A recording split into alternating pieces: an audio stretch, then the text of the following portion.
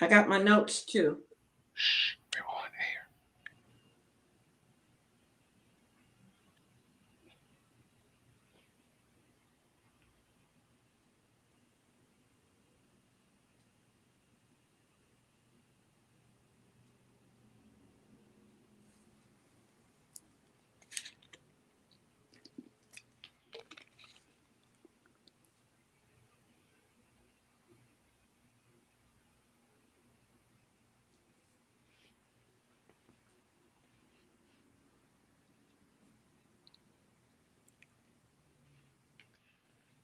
Good evening, everyone, and welcome to Sign of the Times. I want to thank you tonight for joining us. Thank you for taking time out of your busy schedule to stop in and to hear what we have to say tonight. Tonight, we're going to deal with a very powerful subject, a very powerful topic. So, I want to challenge you tonight. Again, thank you for allowing us on this beautiful Friday evening to come and talk about something that's relevant to your life and to my life. Get ready for a power packed show. Hit the share button and get ready for Sign of the Times.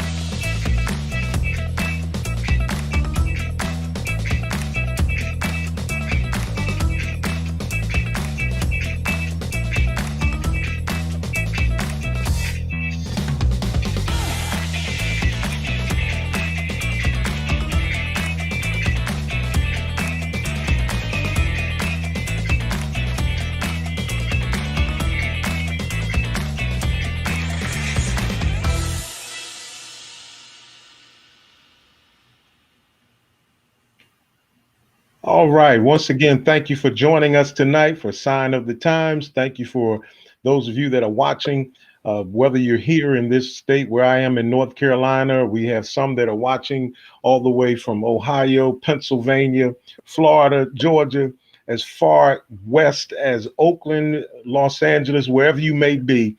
Tonight is a beautiful night and it's a beautiful day that my Lord has made, and we're going to rejoice and be glad. And listen, my friends, before we get started, before we move forward, I want to challenge you again, as I always do. Be safe. Make sure that you protect yourself with your hand sanitizer. Make sure that you put a mask on when you go out to protect yourself and others. We're in the middle of something that we've never experienced before. We're in the middle of something called a pandemic, and it is not over yet.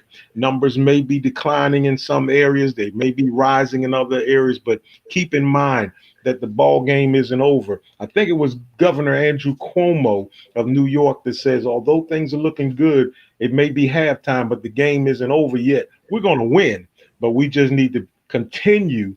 Any coach will tell you no matter what's going on at halftime, you got to keep doing the same thing to get the game victorious at the end. Thank you, those that are watching us by way of YouTube, our YouTube subscribers. Thank you, our Facebook followers. Thank you, those that are watching on Sign of the Times, as well as my personal page. Want to thank you. Tonight is a very hot topic we've been dealing with. And tonight we're going to go deeper into it in a way that I've never imagined and a way that I'm actually excited about doing. We're talking about suicide. We're talking about suicide prevention. And so tonight, we've been wanting to come back to you and bring on an expert in the healthcare or mental health profession to talk about some of the signs and characteristics. But one of the things that was mentioned to me by a good friend who's probably watching tonight, Elder Joey Jackson out in Los Angeles, at the City of Refuge, is that why not get someone on here that has experienced it? And so tonight, our guest that we have with us tonight is going to talk about that. So I want to bring on the screen at this time not only my guest, but our co-host who was with us on last week, Minister Kim Richardson, is back with us tonight. Thank you for joining us, Minister Kim, and not only her, but our guest is with us tonight. And so tonight we want her to take an opportunity to introduce our guest tonight. If you watch this show, you know we're always going to have some technical difficult, always going to go through something crazy. So we're going to keep loading the page until we get our guest on. But Minister Kim, thank you. And uh, tell us a little bit about our guest tonight, who is probably going to really teach us something and get into an area about suicide prevention, the signs, some of the things that caused him to go through it and to be successful in it.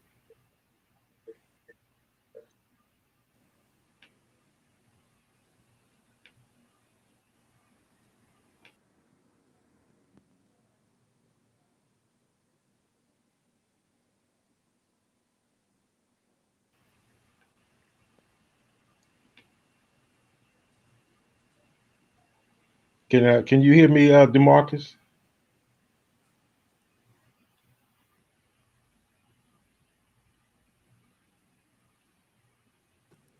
Can you guys can either All right. Are we all going? now? I can, yeah, I Okay. can hear you now. Can you hear me, DeMarcus? You All good? right, we're good. Minister And Kim, introduce our guest tonight, and we'll get right into some questions about this hot topic. okay. Very good, Bishop. Our guest tonight is Mr. Demarcus Huff, and he is 22 years old. He is currently living in Rocktown, North Carolina. And believe it or not, I just known this young man 24 hours. So, Okay. as the Lord would have it, I met this young man yesterday, and we were in the parking lot of Belts, and he caught my attention because he was riding large and taking charge in this Mhm. big, beautiful white truck. All right. Well, we lost Minister Kim again. We lost a couple times last week. I can't Well, hear you, Mr. David. you can't hear me either. All right. Uh, You went out on me. I went out on. All right. Let me see. Can I get her back in?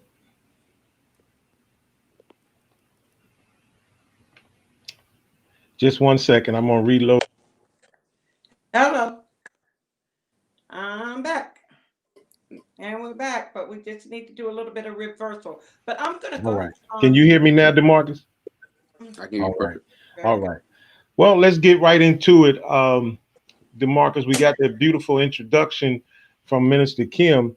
Uh, Yeah. one of the things is we'll get her set up in a second to join us with these comments. Again, those that are watching, please, I want to challenge you tonight, those that are watching, to participate.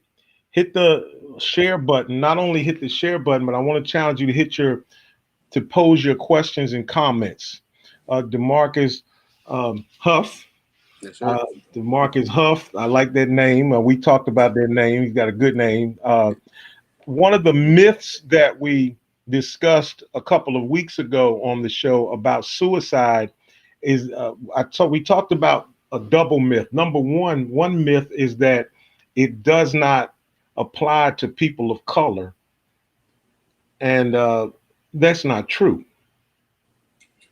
And You're right. and then and the other myth is that if you think about doing it, you don't really want it, or if you talk about doing it, you don't want to do it, and that's really not true either. Tell us a little bit about yourself and how you experienced suicide or the thought about it. What did you go through? Okay. Honestly, before my event happened in my life that changed, I never thought I would be the kid that would deal with anxiety. I didn't think anxiety was real. I always heard about it. I never thought, okay, like I'm not gonna deal with anxiety or suicidal thought. I just never thought I'd be that person until I had a brother. He was 28. He has a niece now. I mean, his daughter, which is my niece, she's 5. She just turned 5, and he loved her with all his heart. And my brother was such a caring person, and he was my road dog. Like he taught me, he was my dad because I never we didn't have a dad in our life, and we was raised by a strong, independent woman, raising 2 boys. and it was just us three. And I lost him to a senseless gun murder of a female. I'm not getting too much into that because that's still an ongoing investigation. But I lost him to something very senseless, a bullet that didn't have his name on it, and it hit me in a way. It turned my life upside down. I was a good school. I'm a good student in school. I was in school. I was in college at the time, and this happened in April of 2018. And like I said, I never thought I'd be this kid. Like, I'm always in a good mood. I never thought I'd be down, depressed, or going through the thoughts that I had. I lost him in April, and to a gun murder, and I dropped out of school. I quit my job. I went to like a dark hole, and that's like it just hit me out of nowhere. Like, it's something I can't explain. It's just something that just hit me, and I couldn't do anything. I couldn't talk to people. It's just something I could not deal with, and I dealt with that, and that kind of took me down. It hurt my GPA. Like, it just took me to an even bigger hole, I guess you could say.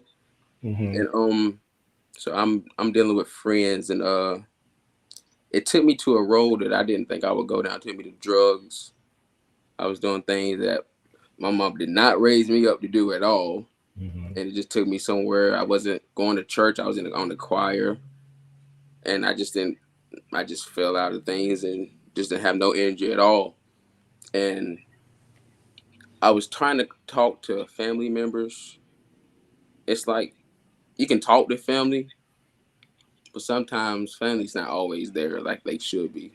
You can always talk to somebody, but I don't know how to explain that more, but sometimes they're not there like they should be. Like, they can say, hey, yeah, such and such, I'm here for you. But it's a different action of putting that action in. You know what I'm saying? You got to put action, be there. Right. And what took me down the bad road, I was in the dark. It only hit me at nighttime, late nights, get at home.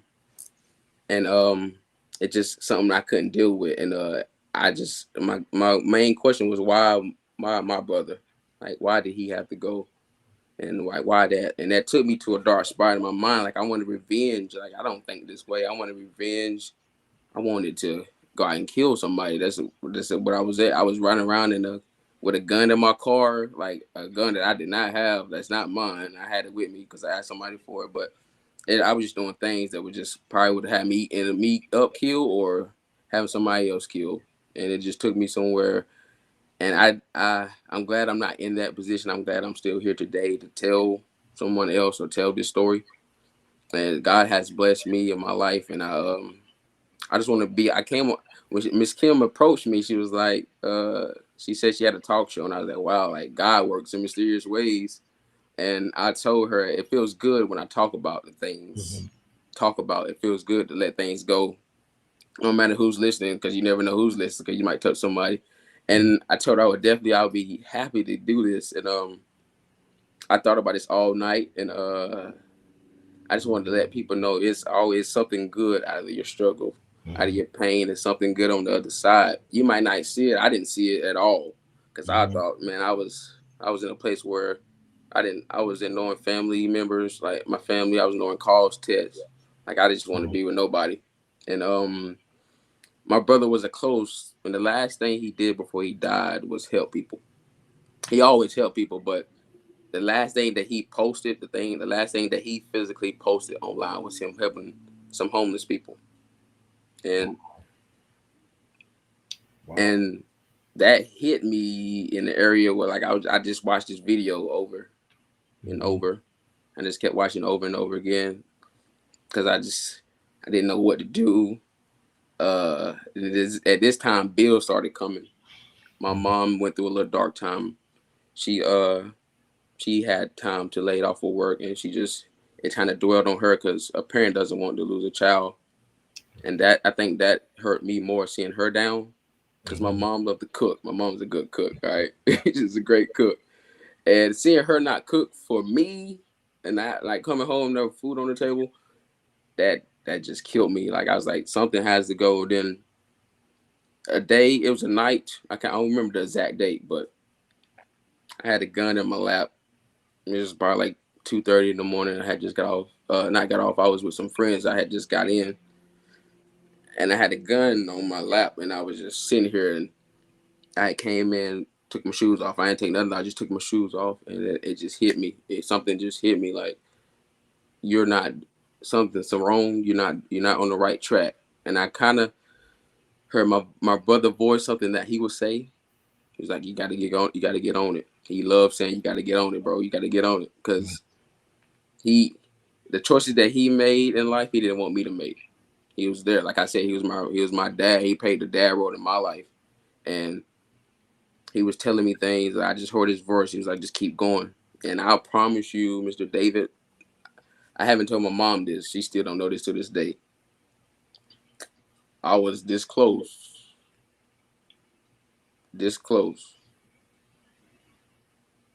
from just like, I had the gun right here. And it's just something like God spoke to me like, you can't just give up. Just something, he just spoke to me at all. It's just like, I don't know what it was. It was a great feeling. I ran to my mom. I ran to my mom at 3:30 in the morning. Like, I'm normally supposed to be sneaking in the house, like, you know what I'm saying? But I ran to her. I just ran to her. I heard her for like 45 minutes at 3 o'clock in the morning. And I said, Mom, we're going to get through this. We're going to get through this. And we sit there and prayed. We sat there and prayed right then and there.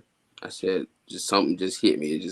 We got to pray, Mom. We got to pray. God got us. But I just heard Vest. That's why I was telling her. I just heard Vest, which is my brother's name, his nickname. I was like, I just heard him. He just talked to me. And I was crying, and she started crying. And the next day, she got laid off her job. Mm-hmm. So she was already taking time off, but they just told her they had to go. And from that day forward, I hate to say like this pushed me. I wish something else would have pushed me to go hard at life, because I'm hitting life now in a totally different way. Like, I'm just, the way I think, the way I move, the people I hang around is just totally different from 2 years ago when he passed. And but seeing her down, seeing her not cooking, it hit me. And I was watching that video of him feeding the homeless, and I was like, wow, like, God worked. Like, he just worked. God is working, even with all this going on. He's working. And I had a little money saved up, and at this time, it was probably like 2 weeks after we had hugged that night. 2 weeks after, and this place that went out of business.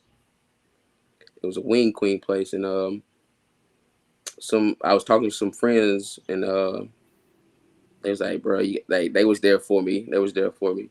My friends, I have some wonderful friends, variety of friends, not just, we are very diverse. I love them. They're watching right now probably, but I love them with all my heart. They beat me and my family to the hospital the night my brother passed. They beat me to the hospital. And that was 2 hours away, and I love them with all my heart. They know that for a fact. And back to the videos I was watching with my brother. The building that went closed, I went and talked to the owner. I told him my story. I was like, I have such and such amount saved up. I don't have no degree. I'm just a young man trying to get back on my feet. I told him my story, and he worked with me, and I got the building. And I didn't tell my mom. I didn't want to tell her yet. I was like, oh, this can't be real. Like, hold on. Like, something can't be real. Mm-hmm. Like, this is not right. And then I got the stuff I need to do, a business license. I started researching, doing things that I needed to do. I had a vision, but I didn't know where I was going. I just knew I had to do it.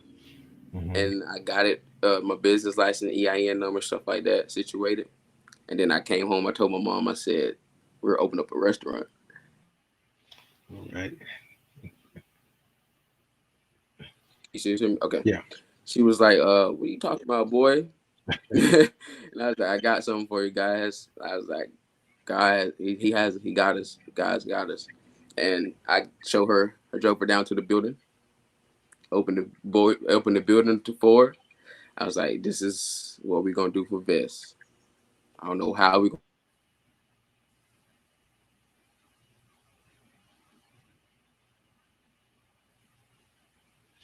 put it in the motive to feed homeless people. Mm-hmm. And from the day, like, I opened October 16, 2019, we opened up the restaurant. It was our first day. And since then, I've been feeding homeless people every day for free. It doesn't matter your skin color. It doesn't matter who you are, your age. And then I've been feeding every homeless person. And I kind of love this because it's not just a restaurant. It's not just a diner. It could be a prayer room.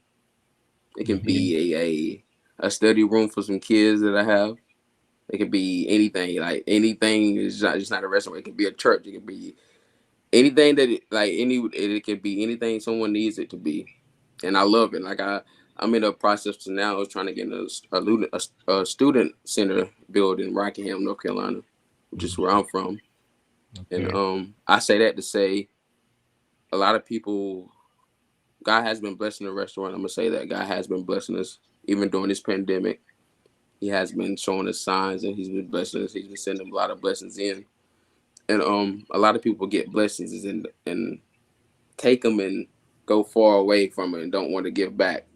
Right. And I don't like I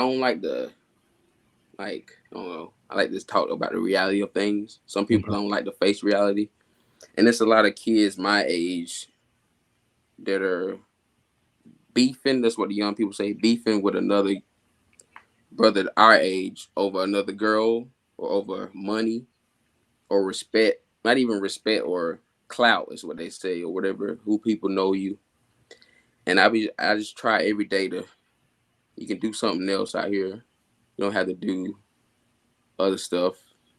You don't have to have somebody else to force you to do something. Like you can literally sit down, write a plan, and make it happen. And I try to stay in my area, the people I can touch. Like y'all, like I'm trying to put in their eyes, like, yo, God has you. Mm-hmm. I have ain't no other like better way to say it. Like he has you. With anything you can do, he will help you. As long as you give him all, you give it your all and pray to him and give it to him. Mm-hmm. He will help you out with everything. And I try to help all my friends, all minority black males. I'll be honest, that's what I'm trying to touch. Cause it's like we shouldn't be over here killing each other over a female. Like that tears me up. I lost my brother because someone wanted another girl over him. Like it could have went out another way. But I just try to touch the next person. And that's the vision I'm on. I'm glad God gave me this vision. He blessed me a lot. I was in a dark place and he brought me out of it. And I'm just glad I'm here alive to tell my story. I hope somebody got something out of this. And if you're ever in Rockingham, please come by Sly's Famous Diner. Just if you mention my name and say you mentioned this show, I will definitely take care of your first plate. Definitely. I'm gonna make my way to Rockingham. You know, normally when I have guests on, I'm out again. Okay, let me hold on one second. Let me see.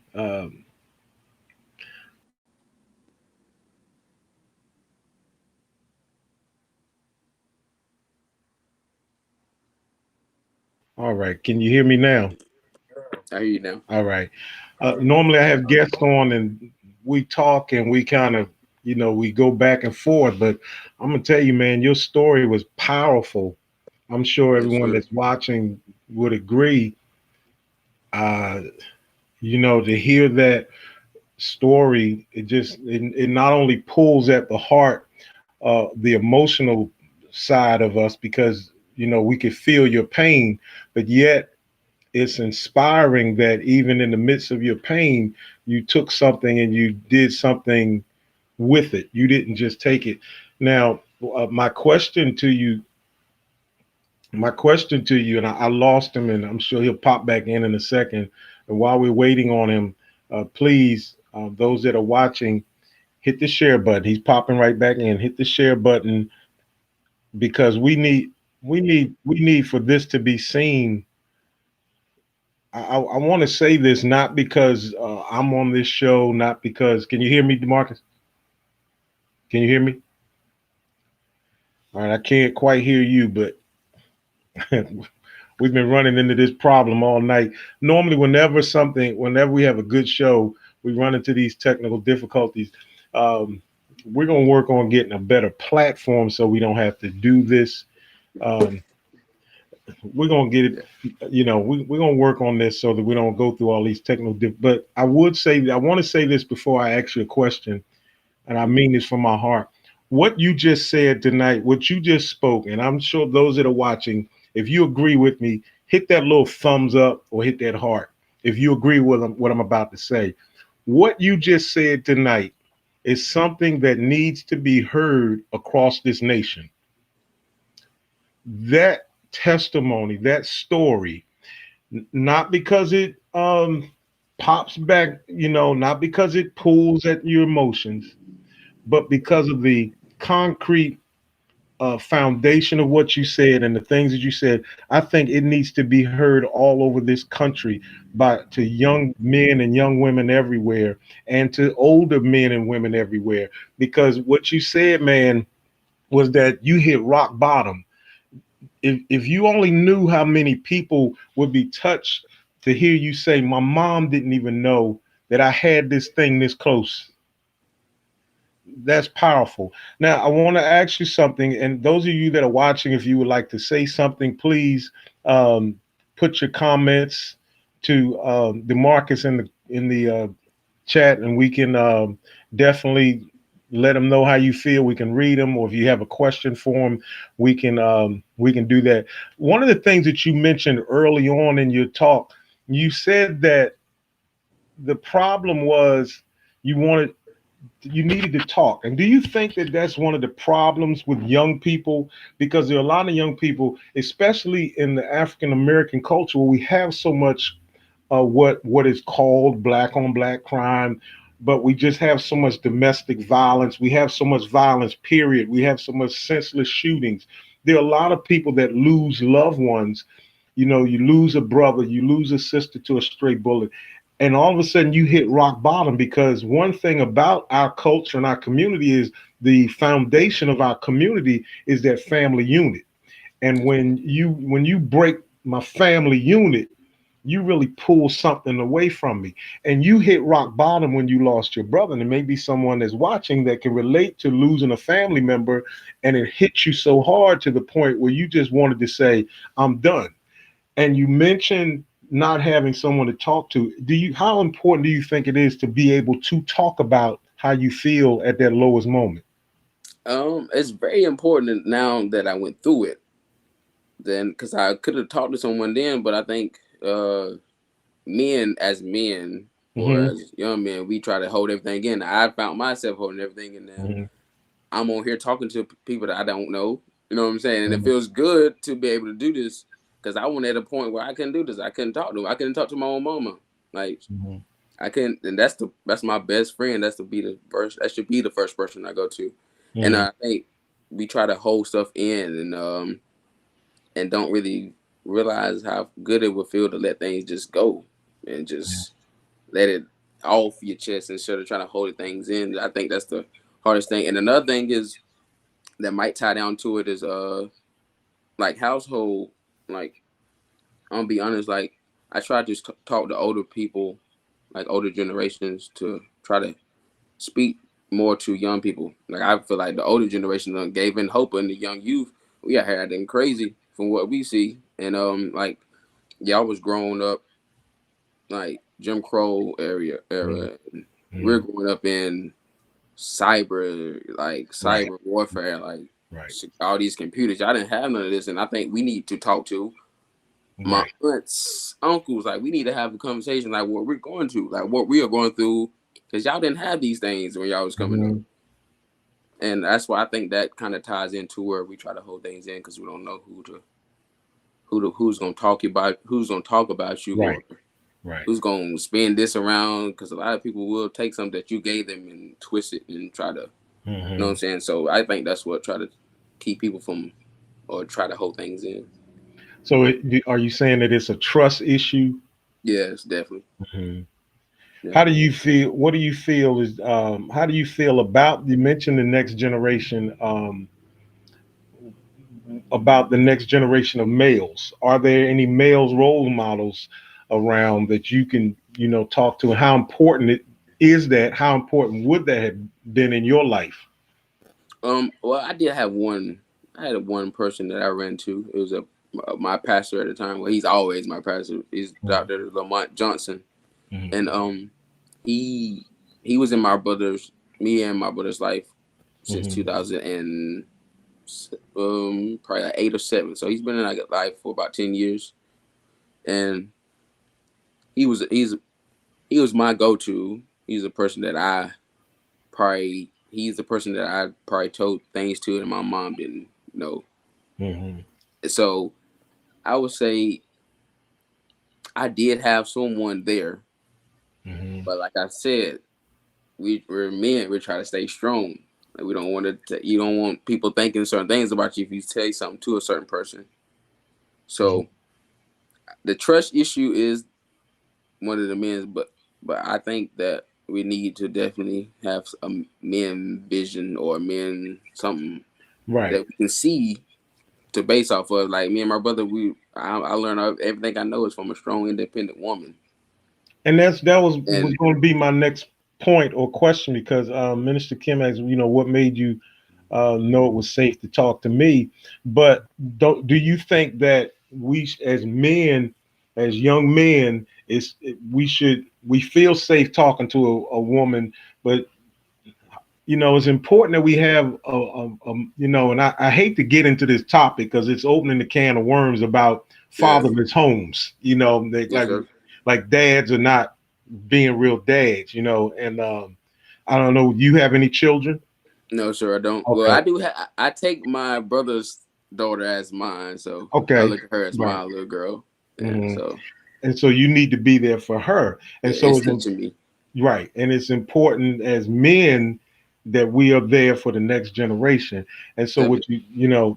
that really jumped out at me that you said, hey, I'm going through a rough time and I couldn't even talk to the person that I wanted to talk to more than anyone, which is my mom. And I think that's important. What would you Definitely. say to if someone was watching your age then, and you said this happened in 2018, a couple of years ago, Mm-hmm. someone is watching. Let's talk about this for a moment. I don't want to hold you all night because I really appreciate You're this. But fine. this I can is talk all night. all right, me too. uh, one of the problems that we have is that it happens now. This is a week that I was at work yesterday and I was feeling kind of down and out, not knowing why. I'm like, there's nothing wrong, but I was just feeling a little sluggish, like, I'm not feeling, I just feel sad. And then it dawned on me, it's the week. This week is the week 7 years ago that I lost my brother. My brother died 7 years ago this week. And having that flashback made me feel bad. There are some that may have went through traumatic experiences like you, and at a young age, it's difficult to get over it. Definitely. What would you say to someone your age? Because you can relate to your age. I can relate to it because I was there, but you can relate to your age because you are there. Like you said, when I was your age, we didn't have these iPads and iPhones, and we didn't have all this stuff that we have now. You dealing with a totally different. We didn't even have social media then, Yeah, exactly. and we may can talk about that in a moment about the role that social media played in everything, but what would you say to someone that's still struggling with the loss of a loved one that happened 3, 4, 5 years ago? And they're still having these feelings because, they're still feeling like, sometimes I may not want to do it like this, but I'm just feeling like I'm giving up on life. Yeah, I would say pay attention to the signs. When my brother passed, I try to like just see whatever I can see that happened the days before. hmm Anything like that. Well, that's just how I felt at the time. Like I just tried to see the signs, like the video of him taking care. That I think that made me peace. I was like, man, like there's no way God wanted to do this to me. My brother's such a good person like this. But I would say to a person, try to find signs or a passion. Talk to someone. I would say what helped me. Another thing that helped me was my mom brought us up in the church. Okay. So I think they say train a child the way they should be brought up. hmm This so having that in my mind that kind of saved me. Like I can be out here doing things in this world, but what my mom taught me God, He's first in your life. Always keep him first in your life. I think that keeps me kind of on track and stable. But I would try to tell someone just to try to find a passion or try to look at the signs, something that's around you, because it's something that's around you. Like you said, the energy that you feel, like he wasn't down, but it's just the energy was off. I don't Right. know if you understand, like the Right. Right. energy is off. Right. You can feel the energy when you're around somebody. So I would say try to find a passion or just trying to look at the signs of the energy that's around you, and you'll be surprised at what you'll see in other people, and they Right. give you the sign. So Now, that's one what of I the would. one of the signs that we talk about a person that is thinking about committing suicide. We talked about they're feeling like they have no purpose. They feeling like, I have no purpose in life. It'll be better if I wasn't here. Yeah, And then oftentimes they're angry and rage. Did you experience any of that? Loss of sleep, sleeping too much, any of those? yeah, I did. I definitely did. I could, like I said, I can keep talking to you a lot of stories, but like another thing, I went like 7 days, 8 days, and probably on like 4 hours of sleep. Hmm. Just like moving. I don't know how I'm moving. Like I can honestly say I went probably like a whole week when I had 4 hours of sleep. Up, just up, doing things. Mind is just random thoughts. Like when I dropped out of school, like I'm a school person. Like, oh, I ain't gonna say I'm a school person, but I would do what I had to do just to get it done. But Hmm. that throwing things off is just like it's just. Were you reaching out for help? And I was, but I wasn't trying to reach out. Like I just feel like ain't nobody care what I'm going through. But I also had the people like talk to me if you need me, talk to me if you need me, talk to me if you need me. But I also feel like ain't don't nobody really care. Like it's it's just like the dark times. Like I said, the dark times, late nights when ain't nobody around. That's when it hits you the most, and Mhm. that's when it hit me the most. Late night, like I would go out to my car, just try to move or try to keep my mind off things. Like when I couldn't find sleep, and it's like you just try to find things randomly thinking, I guess you could say. But Wow. I did try to seek professional help. But it just something in my brain just kept saying like, so don't nobody want to listen to you. Like I didn't. It took me a time to get to a point where I can talk to a stranger about it. Okay. Cause Yeah. it took me a time to get to that point. Say now I can just talk to anyone. It don't matter. Like I Yeah. just hope I bless someone. So, Well, but you're better now. definitely, Uh, once the cut heals, you can go to the doctor and say, "Oh yeah, look at what I." But when you're bleeding, it's hard. And that's Miss Carter asked that question as you were answering it. Did you yeah, seek professional help? But again, you sought professional help, but you still felt like no one wants to hear me. No one's listening to me.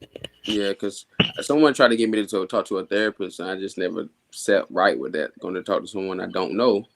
But see that now I'm on here with y'all talking to people that I don't know. So Yeah. I can't say that the therapist would have helped, but I just didn't want to give my all my feelings or thoughts to someone I don't know. Right. It was just how I was looking at life at the time, I guess. Her question is, how did you control your emotions? How did you control your emotions now about your brother? I guess she may be How do saying, I control them? how do you, I'm sure she's trying to say, how do you control your emotions now about your brother? All right, bro. His name's Sylvester. So I like that. That's my uncle's Sylvester, name. and the restaurant they have. This is the restaurant, Sly's Famous Diner. So All right. Sly's is like his name short, Okay. and so this is how I try to well, this is how I control them. I stay busy now. Now that I have a Hmm. restaurant, we stay busy. So that kind of helps me. That there itself helps me not try to think about him as much or try to keep thinking about him. So staying busy helps me get through. Staying busy helps me control everything. And now that I help a lot of people, I help a lot of like I have homeless people that they they every morning they wait for me. I have to get ice every morning for the restaurant, so they wait for me at the ice machine. Just they just be there. Hey, how your morning going, anything you can do to help for us, anything they can do to help. And so staying busy helps me. I can just Mm. staying busy and traveling. I love to travel. Try Okay. to traveling has helped me control a lot of things because my brother always pushed me, even though he wasn't doing good. Anything he was going through, he always pushed me. Like my brother, he's like my little brother has to be better than me, and he always told me I was different. I was always different than a lot of people, and like what he's seen in life. He's like, "Oh man, you just different. Like I'm just different." He always told me that. And traveling, I was scared to fly. I was scared to fly out, and Mm. I didn't travel. I didn't start flying until after he passed, and now you can't tell me to get off a plane. Yeah. So I always try to tell people to fly. It's a bigger world out here. It's Hmm. a big world out here, and I think a lot of people, like I said, I try to stay here and help people in my hometown instead of going out. But I always try to tell people get out of town, bro. It's different people, different cultures. You just never know what you can run into. So traveling helps me, and staying busy helps me handle my emotions. Yeah. One of the things that I think I mentioned it a moment ago, one of the feelings that a person has when they want to commit suicide is that they feel as though they don't have a purpose. I just don't have a reason to live. And talk to us about you discovering your purpose, although it took a tragedy for you to, number one, find your purpose, and number two, avoid becoming a tragedy yourself. All right. Finding my passion was had a lot to do with that video of my brother. Hmm. Um, I always knew I wanted to be an entrepreneur. I always had that mindset or owning businesses, but I didn't find that passion to my passion. Passion could be a lot of things or a broader things you could say. Or your But purpose. yeah, Right? Yeah. I feel like my purpose is to help the next person. It's that Mhm. simple. See, helping the next person could be a preacher, a teacher. It could be a lot of different things. So, but I found my passion is just helping the next person, being any way you can help the next person. And seeing that my brother feed homeless people, Mhm. that touched me a lot. Seeing my mama love to cook, that touched me a lot. And all those things drove me into what I want to do. Mhm. See, now I have one restaurant. I'm on the verge of open up another one, All right. and I feel like God is gonna help me to do that too. And if I can open up one, I can open up 100. And like I said to you earlier, my passion is it's not just a restaurant. It could be a prayer room. It could be anything people need it to be. So I love where God is taking me. I don't know where He's taking me, but He's taking me somewhere, and I'm gonna keep trusting in Him, All right. and I'm gonna just keep pushing. Well, I'm going to do you. How old are you? I am 23 years old. 23. All right. I was 23 about 10 years ago. I get a lot of laughing emojis behind that. I'm going to treat you just like I treat all my guests. And I'm going to ask you a question like I ask my guests. I'm from Philly, and a movie, Philadelphia, with Denzel Washington. He's an attorney. And in the movie, he asked one of the witnesses on the stand, he said, I'm going to ask you a question, and I want you to not give me a deep answer. He said, I want you to explain it to me like I'm a 6 year old. I'm going to ask you a question, DeMarcus, and I want you at 23 to explain it to me like I'm a 6 year old. Okay. I'm a 23-year old guy who's, and I know two guys like this. I know two guys in this scenario. I'm a Yeah. 23-year-old guy, and my brother died, whether he was murdered or died. And every year around his birthday, every year around holidays, I get so depressed. I just take it out on people that didn't do anything to me. Man, how do I make it? How do I survive? And how do I find, hope? I want you to explain it to me like I'm 6 years old, like I'm a child. I mean, break it down to me because I'm feeling depressed because I miss, even at my age, my brother and I, we were best friends. Mm. And I want you to break it down to me. And I want to hear it because I always ask this question to bishops, to pastors, to guys who are 50 and 60 years old. I want to hear from a 23-year-old. How do I make it, man? Yo, hold up. Before you answer, Okay. let me do this real quick. Let me get on your level. I'm put my hat on. I'm gonna get on your level. All right. Put All on my right. Eagles hat. Break it down to me, yo, like I'm a 6 year old man. Cause I'm tired, man. My brother, I lost my brother, man. You been there.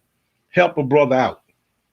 All right. First thing, you deal with your pain the way you deal with it.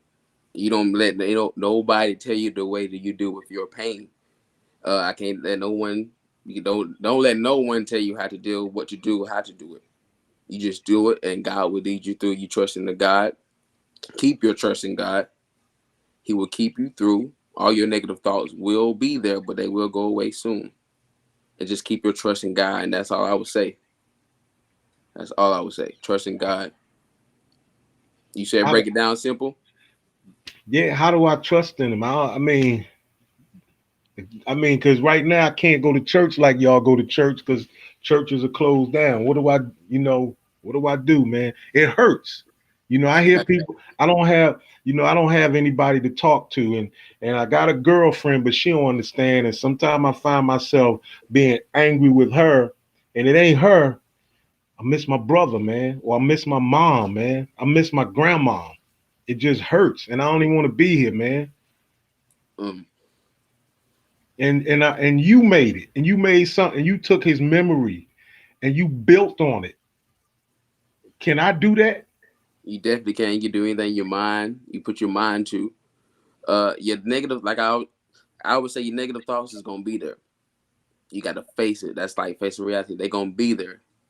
You have to. It's perseverance. You got to find something that you love. Something you got to watch the signs. Just keep pushing. Pray. If you don't know what to do, scream, yell, punch, That's it. That's it. anything. That's You it. let it go. That's why I say you gonna deal with your pain the way you deal with your pain. Can't nobody tell Right. you how your pain, how you feel. You gonna deal with it, and you just Right. trust God, and God will deal with you the way He gonna deal with you. He ain't gonna deal with you the way He deal with somebody else or me. Right. Just keep God first and keep pushing. Well, man, you've been an inspiration tonight. This isn't the way I thought we were going, but it's the way we needed to go. Yes, Sometimes sir. it's not, your story, I'm sure, has been an inspiration to us. I wanted to get some kind of healthcare person on here to talk about the signs and all that. But man, what you said tonight, man, just I think is more important than following the 7 steps to recovery. Just being able to hear someone say, I was almost off the edge. And not only did I not go over the edge, but now I took that pain and turned it into something positive. Yep. Not and here's the thing, bro.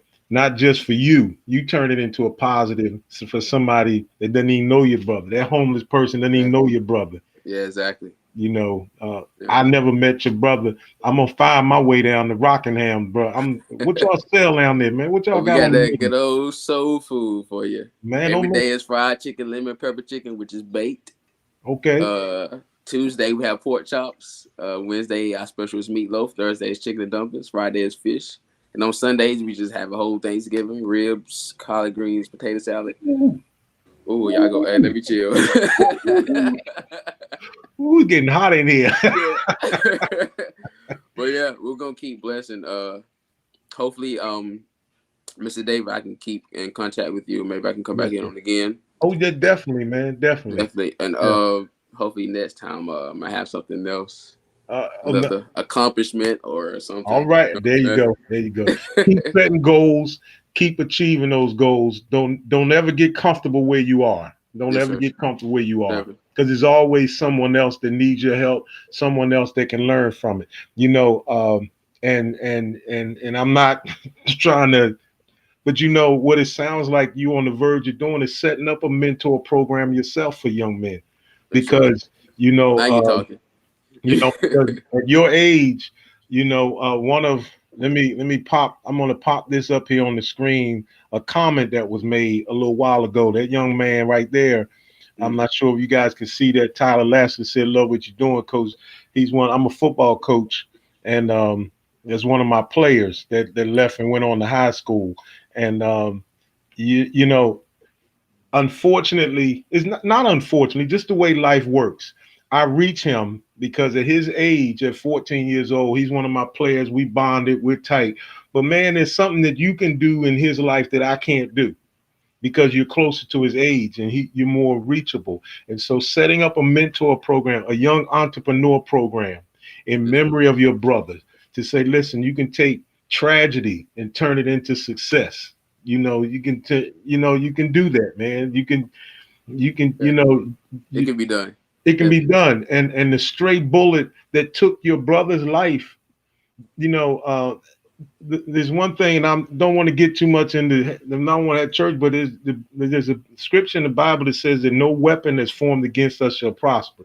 And the way how I look at that is the bullet that was designed to destroy your brother's life and his memory, it didn't prosper, it didn't work because that bullet only catapulted you to success. And so now you have a responsibility for the next generation. You have a responsibility to build the next generation, to take your pain and to turn it into, you've already proven that you're successful. You prove you were successful by the fact that you're still here, because that bullet's design was to take both of you out. It was going to take him out and turn around and it cause you to piggyback off of, but it didn't work because your brother's still alive. Every day when you go to work and you see someone reads that patch with his name on it, he's still alive. He's not going anywhere. So now you're still alive. So now you have responsibility to turn around and to leave a legacy. Your brother left a legacy in you. Now you got to leave one to the next generation. So I'm proud of you, man. Just met you tonight. I'm proud of you. And I'm a little older than you, so you don't know anything about Bugs Bunny. Age ain't nothing but a number, but Bugs Bunny was who was hot back in my day. And Bugs Bunny, when he met somebody, he would say, "Man, I think this is the start of a beautiful relationship. So hopefully this is a good relationship, man. I'm gonna make my way down there on one of these Sundays because I got to get me some friends, man, and some college friends. Hey, you know what's funny? Buzz Bunny character name, his real name is Sylvester, and that's my brother's name. It sure is. Yep, that's it. And that's my uncle my uncle helped raise me. I didn't have a father in the home, and my uncle that raised me that's gone on home to be with the Lord, his name was Sylvester. So that's why I said, and I'm from Philly, man. I'm from Philly. When you're from Philly, it's Rocky. And you know who Rocky was? Sylvester Stallone. So that's Sylvester's running, man. Hey, that name is powerful. His name is powerful, man. Yeah. All right, man. But we're going to get you back on here, man. And because you've been an inspiration to us tonight. And we're going to do this again. And we're going to do it better next time and impact more people. Yes, sir. Definitely. All right. Appreciate you, man. You have a good night. You do the same. Have a good one. All right. I want to thank our guest tonight, man, DeMarcus Huff. This was good to me. I really enjoyed this tonight. I don't know about you all, but I really enjoyed this. As I said before, a lot of times when we have a show, it's funny because when we have a show, whenever we run into a lot of technical difficulties, when things just go wrong, when things don't go right, it seems like it's a setup for something great. This young man's story tonight, I said it earlier, and I'll say it again. This young man's story needs to be heard around the world, not just this country. What a powerful testimony. What a powerful story. I mean, he doesn't know it yet. He doesn't know it yet. But I'm going to also talk to him, maybe with you all's help, when we can get him back on here, or I can send him some messages. We're going to get the name of that restaurant. Maybe we can get him to start writing down some things and write a book. That way your voice is here forever. Write a book. That was powerful. A young man that went from tragedy to the edge of taking his own life. That was powerful. To be able to say the most trusted person in my life was my mother, and my mother did not know. She did not know. She did not know that I had the gun this close to my head. And he turned that into a successful restaurant, not feeding people, a restaurant not selling plates, but a restaurant whose purpose is feeding the homeless. Man, that is powerful. And my heart is overwhelmed just because of the testimony, but because of the testimony of a young man that's 23 years old. Now I'm going to make y'all mad. As my mama used to say, it's a sin and a shame that a young man at 23 can take a tragedy and turn it into the ultimate success. And some of us are twice his age, and we sit around and we cry, we complain, and we do nothing. We ought to be ashamed of ourselves that this young man had to show us the way. I read in a book one time that it says he called the young because they're strong, but he called the old because we know the way. This young man is showing us the way. We don't have time to die. We don't have time to cry forever. Sure, we've been cut. Sure, we've been wounded. Wipe the blood off, put a band-aid on it, get up and live. You've got purpose, but you will never find your purpose sitting in a puddle of tears. You will never find your purpose in the middle of popping balloons at your own pity party. This young man showed us from the death door to a door of success. And if he could do it, we can too. I'm excited tonight. This was a powerful show. I want to challenge you again. Hit the share button. Also want to challenge you tonight. Help us come back on the air. Help us to come back. Not only help us to come back, but I need your help to so that we can financially be able to leave this platform and get to a more stable platform outside of the glitches, and we can't hear all of these things take. We're here because I'm doing it out of pocket. Some of you have been a financial support, and I appreciate it. But I need your help. We need to step our game up so that testimonies like DeMarcus Huff can go worldwide. I want everyone to hear that. That was powerful tonight. I'm going to put a secret out there. If y'all promise not to tell, don't tell. When he was talking, I think all of us on here were choked up. If you weren't choked up, it might be something wrong with you, because I'm going to tell you that young man's testimony was powerful tonight.